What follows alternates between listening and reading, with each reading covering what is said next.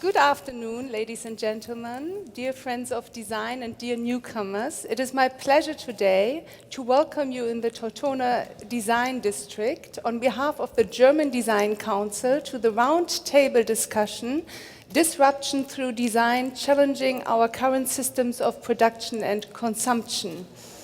For those who might not have had acquaintance with the German Design Council before, since more than 6 decades, the German Design Council has been one of the world's leading centers of expertise in communication and knowledge transfer in the areas of design, innovation, and branding. It pursues a wide range of activities with one single goal: to promote the understanding of design as a cultural factor and as a driver of economic success. Before I introduce our panel guests of today, let me have one final note on the location which we are in. We find ourselves in the exhibition of 21 young international design talents who later today will be honored by the German Design Council with the International 21 Young Talent Award, and who will present their work and design approach during the next week here in the Zona Tortona. So please feel welcome to stay after this roundtable and to take a look at the ideas of today's up-and-coming designers. My name is Karianne Vogelberg, and I have the pleasure of hosting today's discussion at the intersection of sustainability, economic viability, and environmental justice. I'm extremely happy to welcome 4 outstanding personalities who are all committed to bringing the expertise of design to the environmental challenges which we are facing today. They are doing so while working in different contexts and with different strategies, as we will find out in a moment. First, let me introduce you Melusine Reimers, who is Managing Director and co-founder of Ready-Made, and who is sitting 2 places next to me. Ready-Made is a Cologne-based furniture service company, and Melusine is devoted to exploring the concept of post-growth futures. With Ready-Made, she proposes alternatives to the dominant ownership model by offering furniture to be rented for a limited time span, with the commitment to refurbish the pieces after use before renting them out again. Sitting next to her is Essie Johanna Glomb, who divides her time between her design studio Blond & Bieber in Berlin and the Future Text research project Textile Prototyping Lab at the Weißensee Kunsthochschule Berlin. She is textile and surface designer, and her work is distinguished by a materials research and process-based approach. With her studio, for instance, she has developed natural dyes for textiles from the extracts of microalgae, research which she is currently upscaling for clients from the sports fashion industry. To my right is sitting Filippo Lodi, who has arrived today from Amsterdam, where he directs the Strategic Research and Innovation Unit UNS Knowledge at the international architecture and design firm UN Studio. Together with his team, he develops, among other things, new technologies for the built environment, such as color pigments, which, when applied to building facades, may reduce the heat island effect in our cities. He believes that the potentials of technological and material innovation with regard to an environmentally sound design for our urban environment are still far from being seized. And lastly, there is Maurizio Montalti, sitting in front of me, who grows materials from fungi and contributes his very own perspective to the perceived conflict between growth and climate protection. He has carried out design research and development into mycelium-based technologies at his studio Officina Corpusculi in Amsterdam for many years now, and he has co-founded the company Mogo in Italy, which pioneers the production of bio-based materials and products deriving from fungi. Please give a very warm welcome to Essie, Melusine, Maurizio, and Filippo.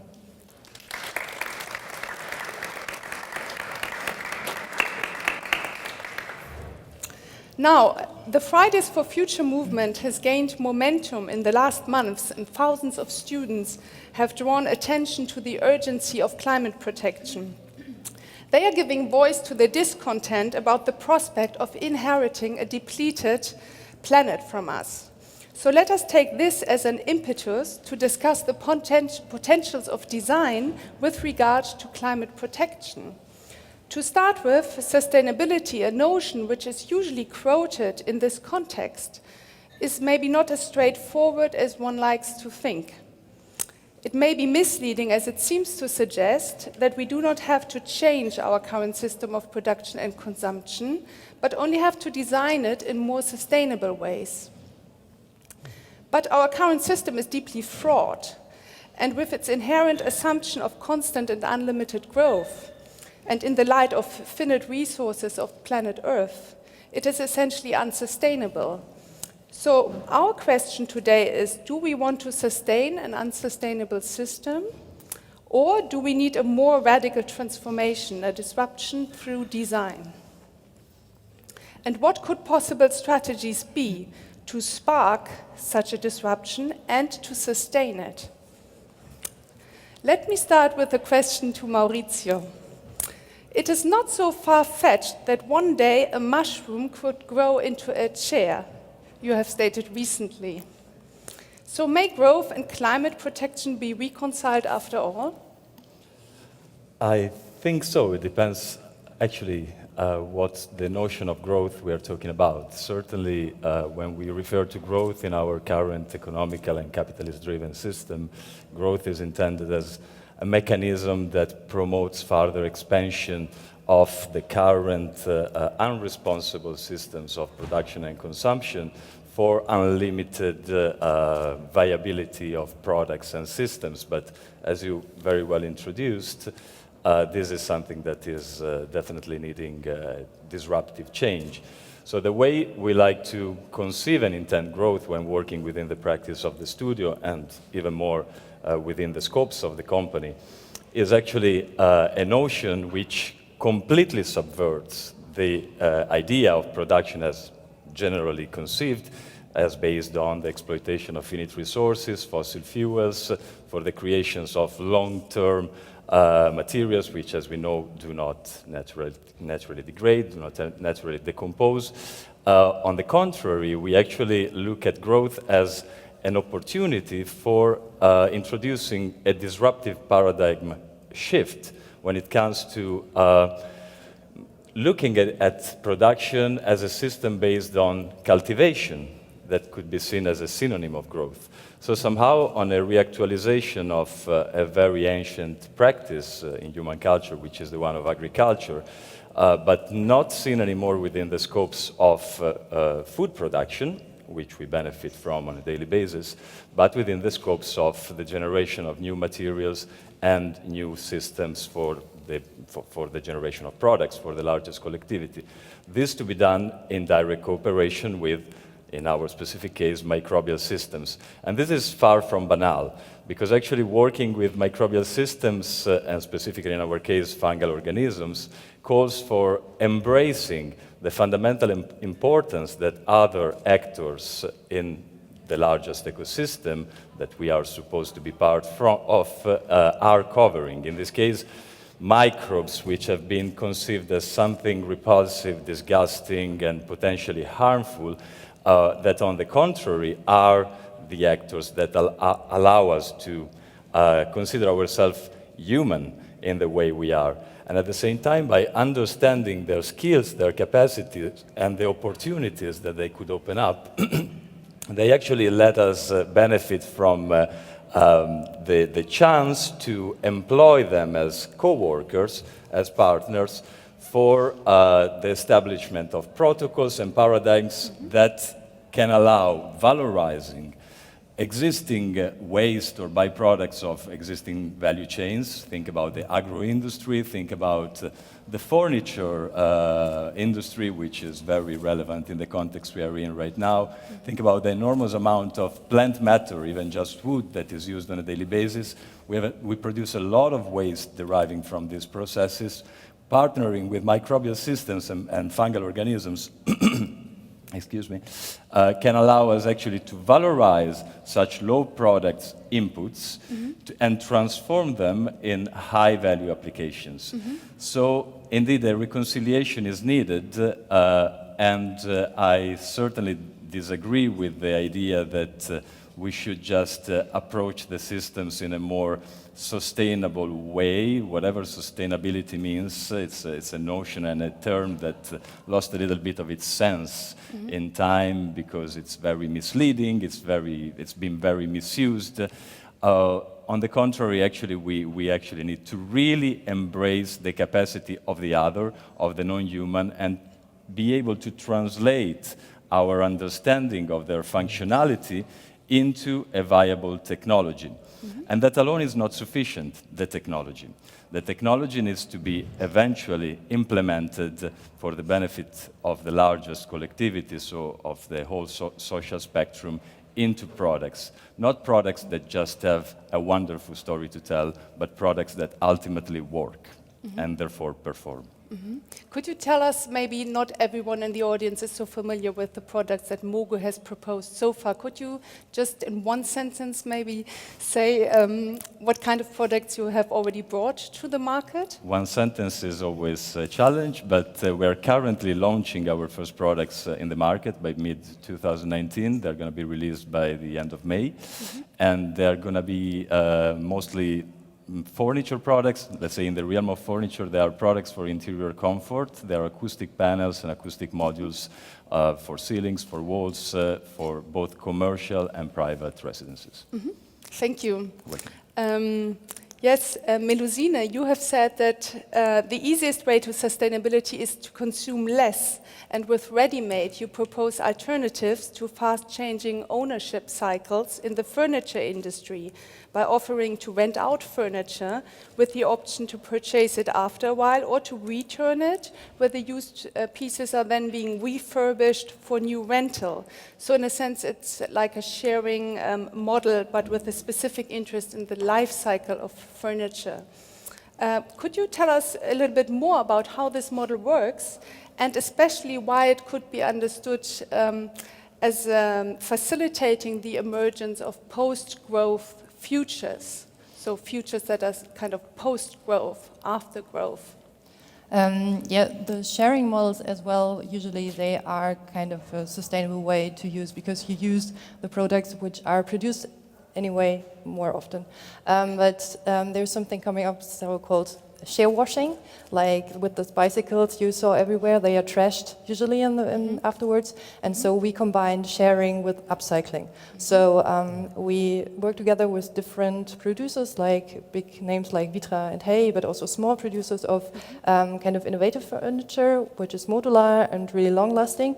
And we take this furniture, and after the first cycle, renew it. So in the first steps, it's just cleaned and we take care of it, but afterwards maybe the chair will develop. We work together with different artists, but also my co-founder is a carpenter, so we look at the furniture, how we can change it or how we can develop it that it's useful still. And we want to get this design furniture out of the art scene, that you cannot use it and you say, okay, it costs tons of euros and I'm not able to use it, but we want the people to use the furniture, because especially design furniture, it used special materials, it used high quality materials, and also a form language which is useful for everyday life and also for a lot of people, and not just for this small part of society which is able to afford it.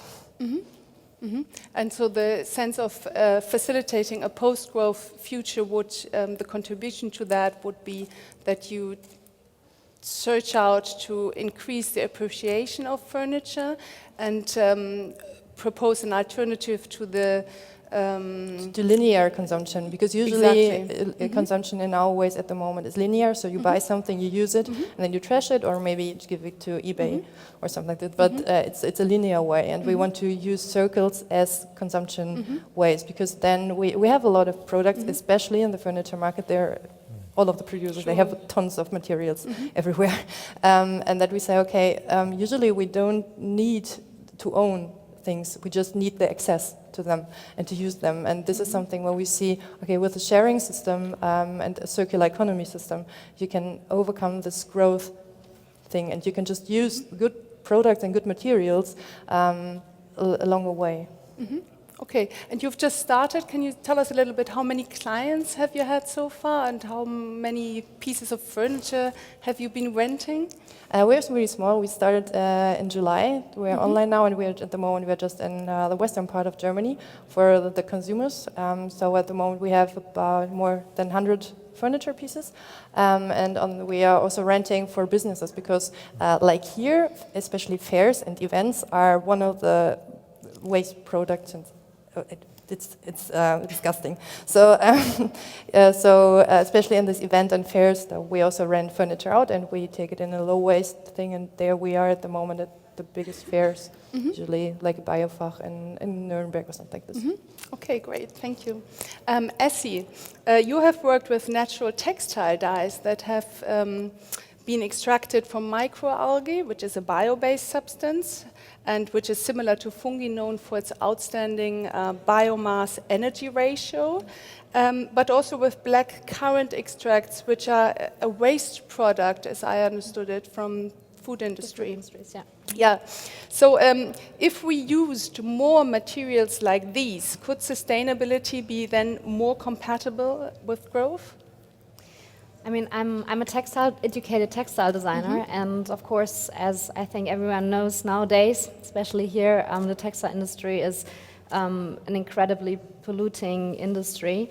And of course, I mean, if you get into that topic and if you see what happens around those industries where they are dyeing the textiles and the rivers, they get the color of the trend color of the next season and polluting everything, like all the nature around it. I think it's definitely time, more than time, to change something in a sustainable way. And we started with that as a very research-based and experimental approach, not with the idea we need to change something, but more into looking into new materials, getting to know it, playing around, and then we discovered something that we actually didn't expect to discover at the beginning, and then continued.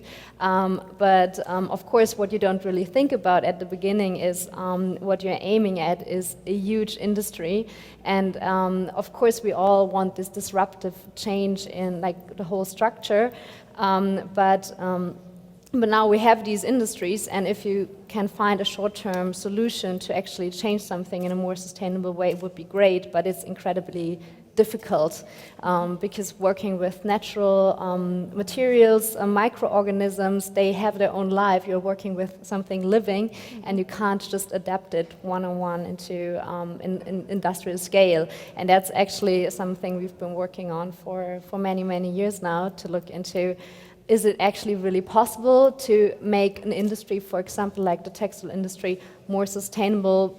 And it's not. You really need to change something more. You really need to change the behavior of the consumers. You need to change more something of the structure as well, because you can't just apply something like our pigments into a large scale, in an industrial scale. That's super difficult. And that's also not really would be great, but it's difficult, and it's maybe also not what we want. So, in a sense, you see the role of a designer as a very crucial, in giving the impetus, but then it also needs other actors and factors, and perhaps also structures that sustain the effort. You need to convince the right people to actually change something from the scratch. I mean, in the past years, we had big companies calling us, like, how many tons of the pigment can we order? So they all think, now we can do a one-on-one transfer, and everything is sustainable and great. And it's not that easy, but then if you try to educate them and tell them, no, you need to change this and that, and let's look into your processes and look how we can change something together, then suddenly they are a bit afraid, because they would need to change more than they want, and that gets difficult. Yeah. Okay.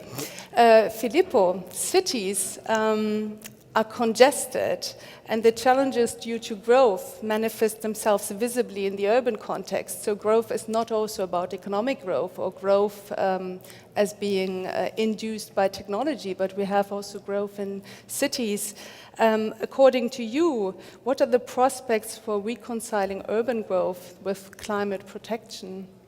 So inevitably, growth is a kind of a mechanism that we're bound because everything is supplemented in our economy today by growth. Whether that growth would be financial, but also the number of likes on an Instagram picture is a form of growth. So how can we reframe what are the values that we want to grow in, especially if we are in a city context, and the way that we look at how technology can be reframed in the built environment to create growth is to reframe a little bit the concept of growth. And you guys have been talking about that in very many aspects. And the way we think of that is to reframe the vocabulary. And for that, not using words such as efficiency or turnover growth, but growth in a more humane sense. So how much more can a city become a collector for social cohesion? So can we reframe the value, the numbers, the kind of the elements on which we base the change? And if those are more human-centric in a way, then we can create a better humanized city rather than a city that is designed based on the number of traffic, of light controls, of number of cars trafficking, because these are the equations that are at the hands of the city designers today, or the city planners.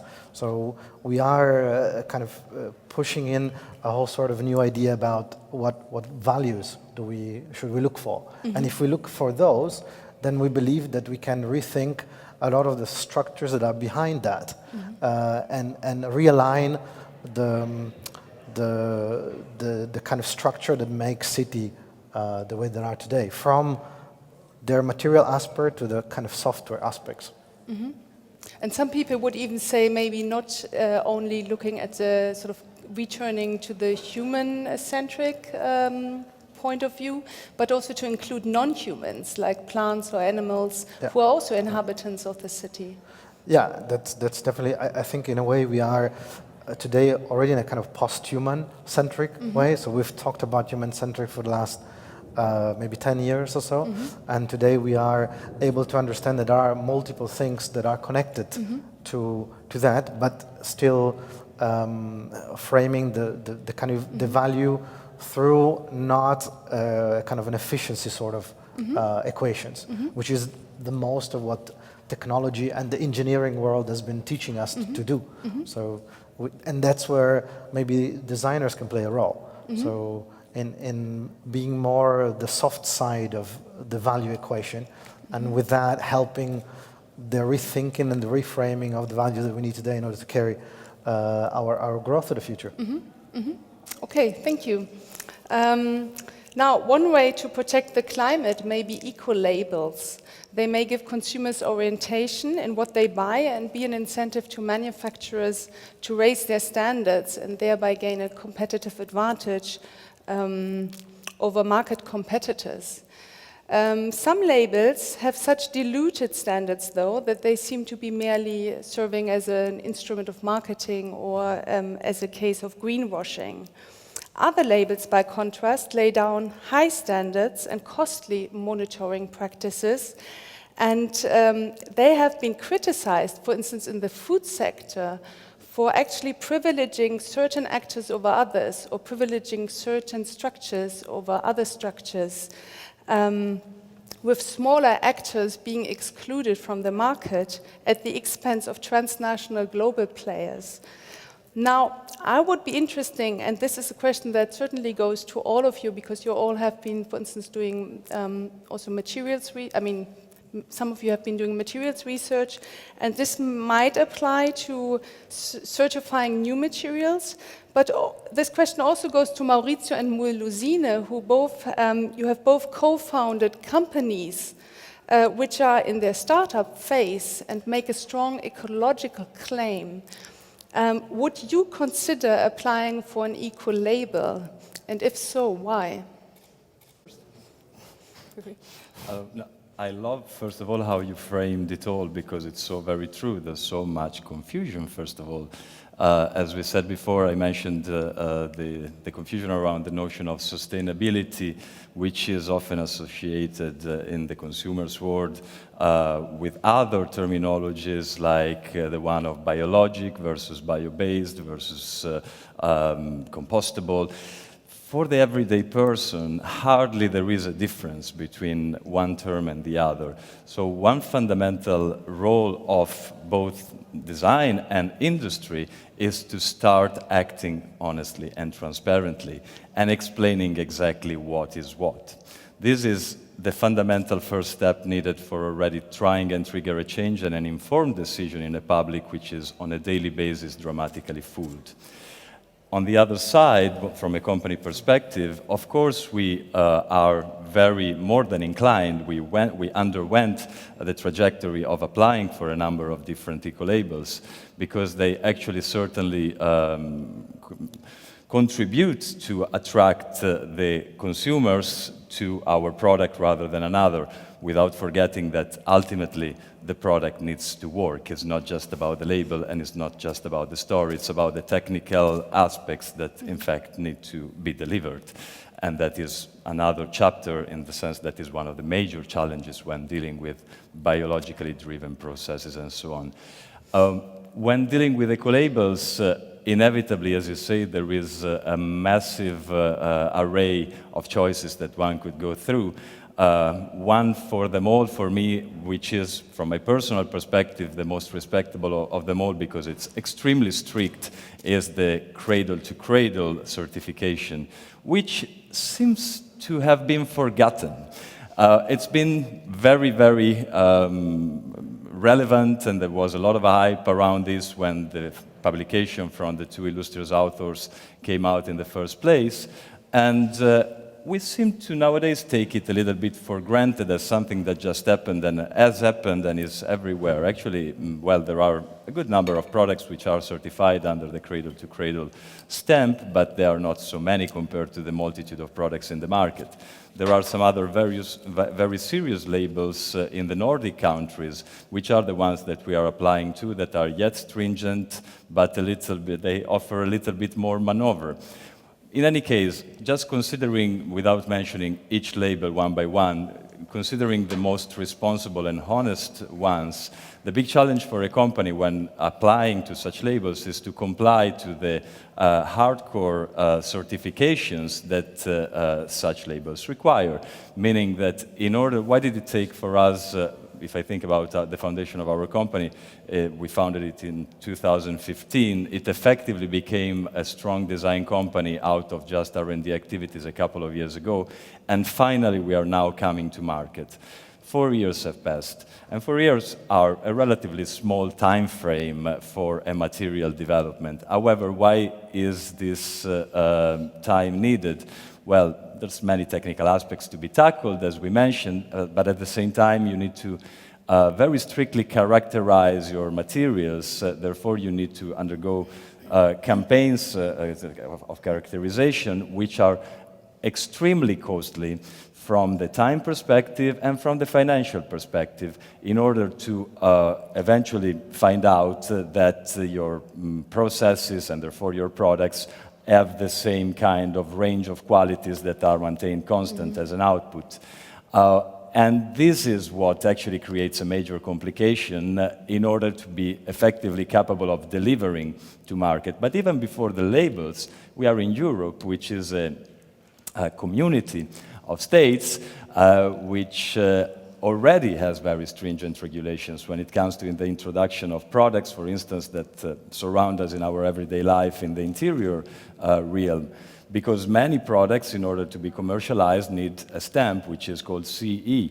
And in order to get a CE stamp, which of course safeguards the consumer from a number of different perspectives, one for them all, the fire certification, which is always the most relevant of them all, one needs to in fact invest massive amounts of time, resources, and this is a kind of very consistent aspect that shouldn't go unnoticed. Yeah.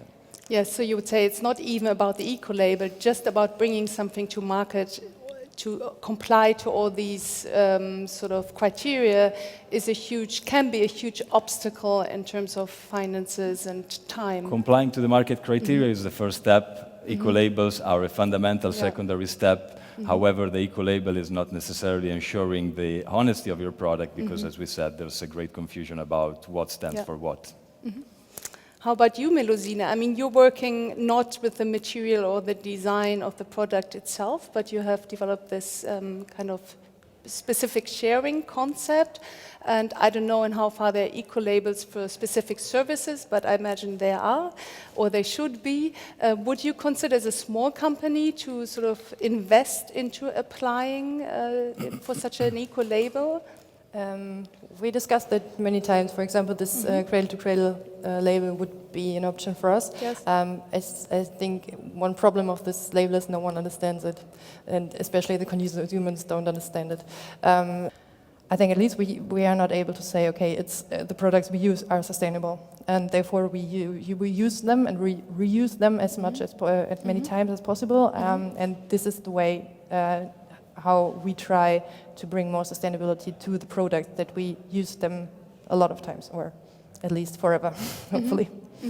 But with regard to the hashtag Who Made My Chair, this is like a kind of pioneering initiative on your behalf where you approach the manufacturers and ask them, so where does this chair come from? Yeah, and you gather this information under the hashtag Who Made My Chair. Yeah, and we have a blog where we collect it, and we made a Google map where you can see all of the producers where the supply chains follow all over the world.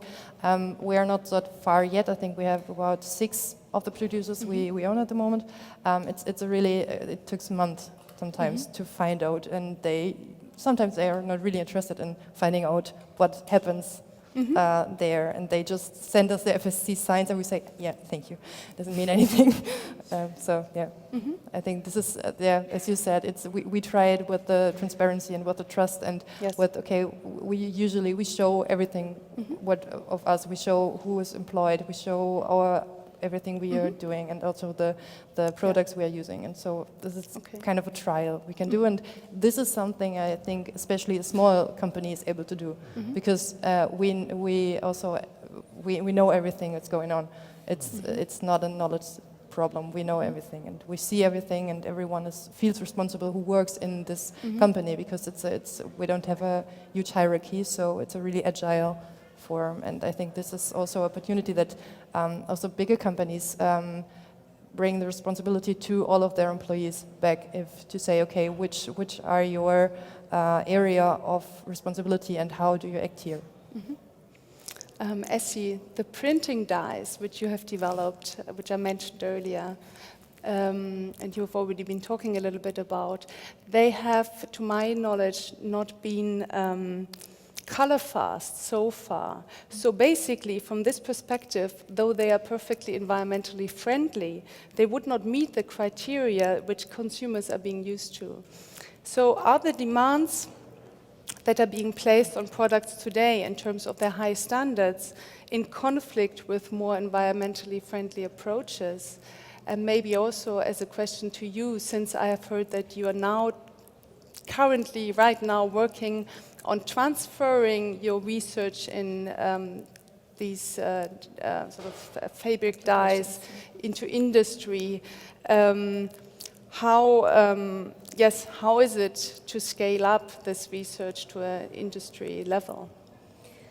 Well, I mean, as a textile designer who's used to work with light, fast industrial colors and dyes, of course, to first having discovered a really nice, great new pigment, and then discovering that it's not meeting the standards at first. I mean, that was also kind of just by chance that we discovered it. We put out the textiles to the sun to let it dry, and they were there for some time, quite longer time, and then we discovered that the color is not bleaching out, but it's kind of changing, and we were shocked in the first moment. But then after a while, we started to discover a beauty in it, and we were turning it into actually a strength of the pigment, that it's as I said, it's not bleaching out, it's changing its color. We have one pigment that is changing the color from green to a very intense icy blue, and we thought actually that can be a story to tell. It's a story the textile tells. Of course, consumers are used to wearing things that look the same forever, but then how long do you wear your t-shirt? Do you wear it for 30, 40 years? That's how long the dye will last, and that's why a lot of chemicals are put inside. And we started to explore, I mean, that's also a few years ago already in the beginning of our work, we started to explore the idea that what if the consumer wears textiles that actually show how it's being worn? Are you wearing it at nighttime or in the daylight? Are you wearing it very often or not too often? So I think you can also embrace imperfections, but it needs to come with a story. You need to educate. We made movies, we made exhibitions. Of course, that's on a very conceptual, or that was on a very conceptual level at first. But in the beginning, we also decided, no, we are not going to try to transfer that directly into the industry and then make a lot of compromises, but rather we embrace that imperfection, we talk about it, we educate, and we try to reach many people as possible. To actually change something in the perception of what you are wearing, and we think that you actually are able to build up a different relationship with your clothes, with what you're wearing, and that can be applied to other products as well. So that was our first idea. But now, of course, a few years later, we are at a stage that we found a few partners who, on one hand, with a cooperation that we are just working at with a kind of tech sportswear company who also embraced that. That's really great. It's the first time we found a company. I mean, we worked on the color. It's more light fast nowadays. We, like on a chemical level, like on a molecule level, we were able to change a few things of the microalgae to, it's not like chemistry, but really like the molecules, to make it a bit better, but we still want to keep that feature that is changing. And we found a brand who wants to work with exactly that feature, who thinks it's awesome and great. And yeah, we made a t-shirt. At the beginning, we never wanted to make t-shirts, and now we made a small t-shirt production that will be released this year with that paint. And it's really, interesting to see. It's an experiment to see how consumers will wear it. But I mean, even if the color would disappear in 10 or 20 years, it's still a t-shirt that can be worn, so nothing to lose. Yeah. If I may jump very briefly on the subject, I think that's exactly where designers play a pivotal role. The fact of educating and of positively affecting also our culture and the way we conceive the qualities of any product. There's this attachment that we have as human culture to the idea of conservation. We are obsessed with the fact that things should last. And indeed, the notion of sustainability ultimately is about that. I think the most sustainable person I know in my life is my grandma, who's still wearing the same clothing she was wearing 50 years ago because she just took care of them on one side. But on the other side, what we are completely lacking is to embrace the impermanence of every existing thing. Everything that is living, everything that is part of the reality we are part of, is transitory, is meant to be so, no matter how much we are trying to extend the life even of ourselves, which is quite ambitious and, for me, also not exactly desirable. Actually, everything has an ephemeral quality and transforms in times. Everything alive needs to die. If we are not ready to embrace this temporal quality, which is circular, which allows actually any material, any substance to come from a form and function to other forms and function, to turn back into nutrient, the whole circular approach where the output, the waste, that the concept of waste is completely deleted. Well, in that case, if we do not collectively accept that, I can say that most probably we are definitely doomed. Yes, well, thank you for this contribution.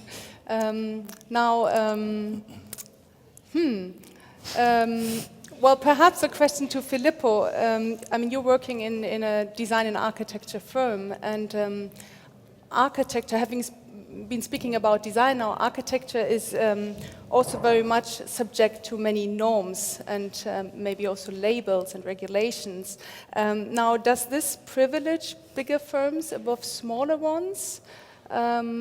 And how would this relate to the material development, which you're also doing with your team, with regard to the color pigments, for instance, that are designed to sort of stop the effect of urban heat islands? I think there is a kind of a notion of the built environment in terms of like length, that it's really it's different than the notion in the kind of production cycles of like, for instance, fashion, in the sense of it, that it took us exactly 25 years to design and build Haarlem Central Station. So if you take so many years to just realize it, it means that the mindset that we have has to be very future-proofed. So, and how do you future-proof a technology that you design today for in the future? How the hell do you do that? So how does it work? And most of our work goes into that, goes into this kind of mindset. The labels and the kind of certification that the built environment requires, which are, so the built environment are more certifications, meaning your building is approved by a certain label, and it is in one way covering a checklist of a number of topics, are all frameworks that are contextual based, so might be more a certain one for Europe, a different one for the United States, different one for India, and they're frameworks that are guiding you to kind of achieve something that goes into a good direction towards the transformation of the economical values to the relationship of materials, but it is just a framework. And often it requires us to think always outside the box, and because of that we are engaging much more in the production of the materials that are at the essence of that generation of buildings. So we've been recently designing a coating which is called the coolest white, and it has two properties. One, aesthetical, which is literally the whitest white available, and that is because of a design specification, so it has sort of a structure, so light reflects in a way that makes it whiter. And it has a second property which allows, if the sun hits this coating, it allows the heating, the kind of the heat to be less transferred to what is behind it. Therefore, it requires less energy for a building to be cooled down. And if we translate this one into a larger scale, so if you think of all kind of roofs that are made in metal, or a lot of facades that are built with metal, and we apply this one to kind of a urban scale, then we can reduce a lot of energy. So even the nanoscale of a coating to the scale of a city can create an effect. And if we as designers can take ownership for the development of such a small scale and really push the industry to create those things, because we are creating the demand, being the architects, we can create a demand for that. We say we want that. So the industry will follow that. So if we tackle these two things from beginning to end, we can positively create an effect. And we think that that's a way how to do it. So on both sides, on the side of the request and on the side of the production, if we can play both roles, that we can maybe contribute to a real change. So this material you have developed with a material manufacturer from Switzerland, I Switzerland, think. yeah. And is it out on the market now? It is out on the market, yes. Yeah. So now you could go and kind of order it for your projects. Yes, yeah. That's one of the. That's what we are doing. So yeah, and there are other researches that we've been doing in material sense. Yeah? So we've been developing a biocomposite with a group of European companies, part of this kind of large EU-funded researches called H2020s, and that also has been an interesting journey on how to remake a material that instead is aluminium. So typically we use aluminium for window frames. So we redeveloped a material that substitutes that, although aluminium is quite a good material in the sense that it can be recycled, so it can be taken off and reused pretty much. But there is not yet a lot of experience in reusing that, so most of the aluminium that we placed into the built environment has not been recycled, so nobody knows.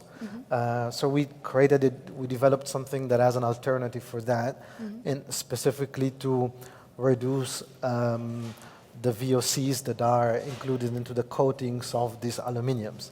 So the particles that are not good for your own health as a person that you can breathe.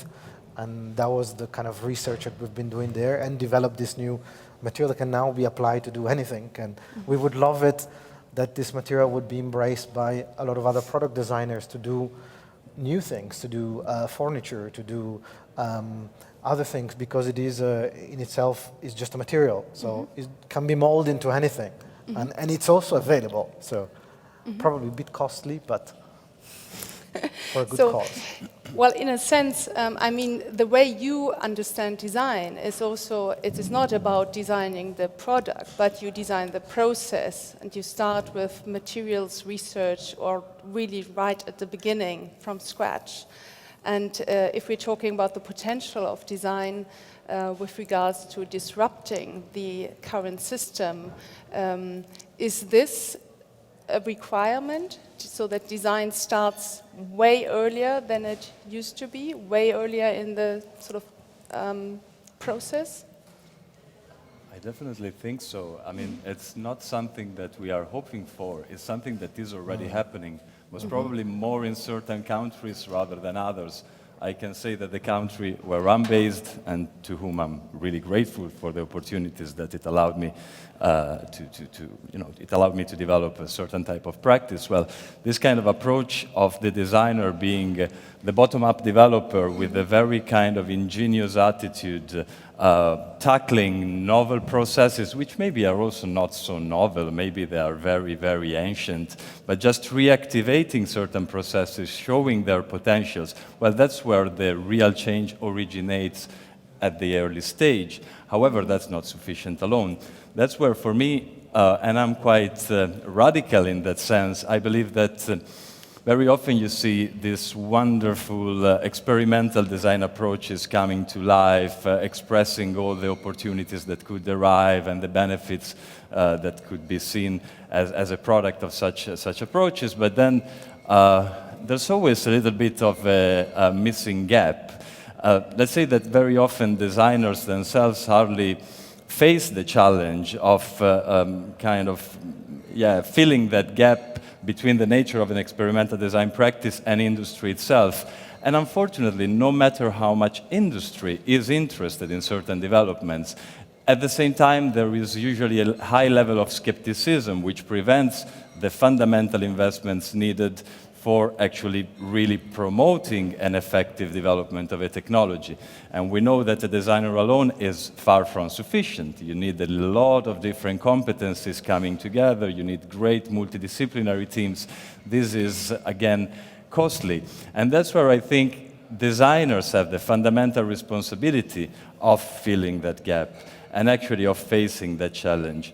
And it's not easy. I can tell you, from a very modest perspective, my personal experience as the one of having created for myself a positive damnation in my life, where I'm so overly obsessed with actually in a positive way, bringing to fruition everything that I ingeniously started with in the first place. But that's actually where the system becomes virtuous, where in fact you show the feasibility of what used to be a potentially viable idea, and once you actually demonstrate it and it becomes something tangible, you create a system which allows you to intersect with other competencies, and I here connect with what Filippo just mentioned before, because you need one another in order to eventually trigger the interest of the top actors in leading kind of institutional roles, call them policymakers. And you cannot wait for policymakers for this change to happen. You first have to demonstrate the change, and then the policy will follow, unfortunately. Yes, I mean, design operates within certain structures and structures of decision-making and policy-making, as you've said. So in a sense, design can spark the disruption, but to have the power of sustaining it, it needs other factors to come in, and they all come into the equation when it comes to challenging our current system. I was wondering, I mean, we have seen that eco-labels might be a little bit ambiguous in their effect when we consider that they tend to privilege larger actors above smaller actors, or maybe actors coming from the Western world or the global North, as it's being called now, compared to the global South. So how about lawmaking? Would that be perhaps a more powerful measure in terms of environmental justice? Because when we talk about environmental justice, we are also talking about distributing the benefits, but also the costs of economic development, for instance, in an even way. So rather than just having all the benefits in the global North and kind of distributing the costs to the global South, who cannot kind of say no to that or don't have the power of, of refusing this kind of this movement or this trend. How about legal measures? How about, for instance, taxes? What would happen if the use of resources would be taxed to a greater extent when it is currently happening? Would this create perhaps a more even level field, a more level playing field for smaller companies, for instance, but also for companies who come from other parts of the world? I don't know. I have an opinion in terms of like reframing these kind of values, and I have an example of something that we're working at the moment.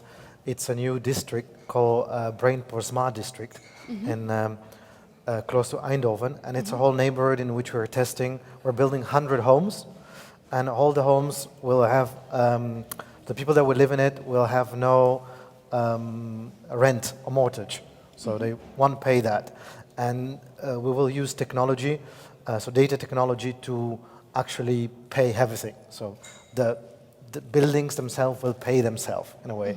It's a bit like your Nest or like this kind of system that self-pay themselves because they build an inherent efficiency in what you do. And that will be a test for new models of governance and a new test for models of re-educating your belonging, your properties, your ownerships, your way of sharing, your educations. So maybe it's not just policy that we need to change, but we really need to reallocate the whole system as a whole. So, and if we, in that specific example, we tackle the reallocation of your disposable income, meaning if you don't have to pay rent or mortgage, you have a set of, you have a bag of money that is your disposable income that is different than before. What are you going to do with it? You can work less because you don't need so much. If you work less, what can you do in the neighborhoods that you are inserted? Can you, for example, play with growing things? Can you relearn crafts? Can you re-deal with... So everything has to kind of refit together in new scalable economies. And the need to support that, we see there are two main actors. One is definitely the lawmakers and the policymakers that can help us that. Two are the private entities and worlds and cities that are enabling that to possibility. And three is the educational systems. Because without re-educating people to think in a different way, then you won't have that. So there is a kind of a whole circular way of rechanging. If you start to go to the outside and to publish and get some press or whatever, there will be a lot of offers, and a lot of people are will be trying to attach to your ideas and to use it. So you also need to learn to filter who you want to team up with, and partly, I mean, our intuition was always quite good and helpful in that way. So not take every opportunity that seems to be good at first, but always also question and filter what is really good and what goes along with your idea and your ideals and your vision. Yeah. Yes, and perhaps what has come clear is that you all work in an interdisciplinary context. Absolutely. So confronting your own asserted expertise with the expertise of others may feel as a moment of failure in the moment you confront yourself, but then once you kind of try to reach out to this knowledge and try to find a common language, then maybe you can reach sort of the next dimension. But there's another question from the audience. Yes. You were talking about failure, and I was wondering if maybe the industry is failing to produce sustainable materials, because I was wondering why should designers invent the materials, and why should designers invent the colors? It's not so obvious to me. And my question is maybe the industry leaving a huge gap in which you are now how you could say jump and fulfill this gap and do your business in this kind of gap? I think the mindset is in terms of multidisciplinary innovation. So if the industry, like any industry, is very mono-sided, so a lot of the companies we work with, they are, in whatever industry they are only focusing on their own type of catalog and their own type of industry and their own type of sector. And the designers are trained to think beyond these borders, so they can bring a sort of a mindset of innovation into it. And we often refer that to kind of open innovation models, whereby you bring in multiple thinkers of different sorts, and at that cross-link of where the mindset is, you can create innovation. And industry with each others, they are not so collaborative because there is a sort of competitiveness of whatever you produce. So the natural role of the designer is to be disruptive of that very close model of innovation, which is mono-sided, and to open up towards different perspective. So in that sense, it's almost like a necessity for designers to do that. And for industry, it would be better if they would be more oriented to embrace designers into it. And it's not only in the design of how objects and things look like, but even the designing of cultural aspects of how you transform the cultural change in a company for achieving a different result. So design can be applied to anything almost. And if that mindset is brought more into the industry, I believe that it would set up for a big change. And so there is plenty of possibilities for designers to inject new ideas and into processing, into literally everything around us. And that's a huge potential.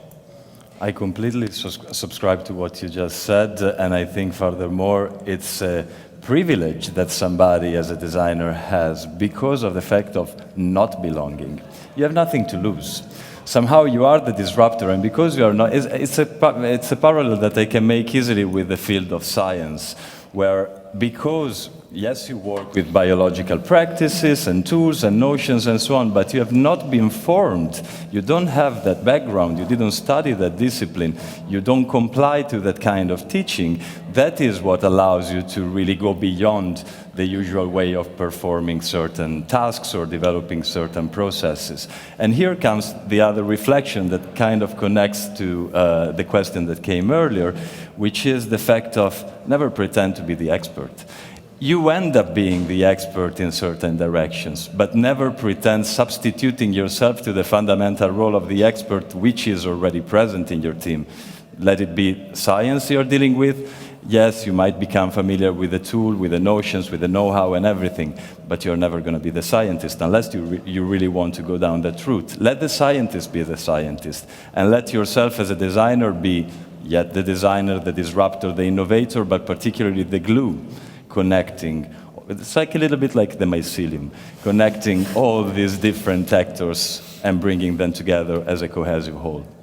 I think what we actually have is we have freedom, and then industry, of course, is driven by money and by business, and they are in a very closed loop. They are not really often not really free, although they often have money. If you talk about the big companies, they would have enough money to change something, but they don't see it because it's about numbers and about reaching the goal money-wise, and and they are always working within these limitations because there's no need. But I think that the freedom that we have, and also if we get in touch and in contact and in collaboration with the big companies, is trying to open up that wrap, that bubble, and bring in something new, and also bring together very new and different stakeholders and thinkers. And also about that, I mean, many companies get more and more interested in these kind of think tanks, because that's what you said, what's happening there, very unusual.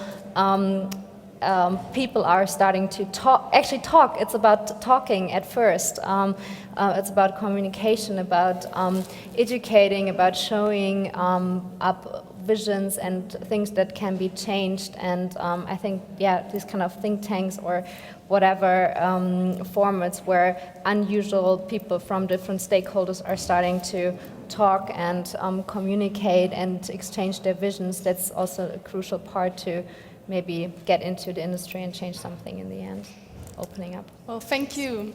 I think these are almost the closing words, because we have to, for the award ceremony, which is taking place in half an hour, we have to kind of finish and come to a close with this very interesting discussion. And I would like to thank you, Maurizio, Essi, Melusine, and Filippo, for your interesting and very precious contributions to our discussion. And I would also like to thank you to the audience for listening to us and also contributing to our discussion, which once again, which I hope has made clear that design carries substantial potential with regard to bringing forth the causes of climate protection and environmental justice, but also that we must not be too content with what we have reached so far, but that there's still a long way to go. And this is also an appeal to our newcomers who are here to receive their award tonight, because we do need a generation that sort of sparks this disruptive potential of design, but also helps to sustain it. Now, as a final word, I would like to say thank you to the discussion partners for having shared their view here with us, to Hickel Festing for the professional and perfect preparation of this roundtable, and lastly, of course, a big thank you to the German Design Council for offering platforms for the design discourse such as this discussion. And as I said earlier, there are 21 young designers from all over the world who are presenting their work in this exhibition. And please feel free to speak to them and see their works. And if you have time to stay, you're very warmly invited to follow the awards ceremony and opening of this forward-thinking exhibition. One last word, the German Design Council will prepare a minutes paper on today's discussion. And if you like to get texts and image material afterwards, please speak to Janine Wunder and Alexandra Sender. They are here and happy to help you. Thank you so much.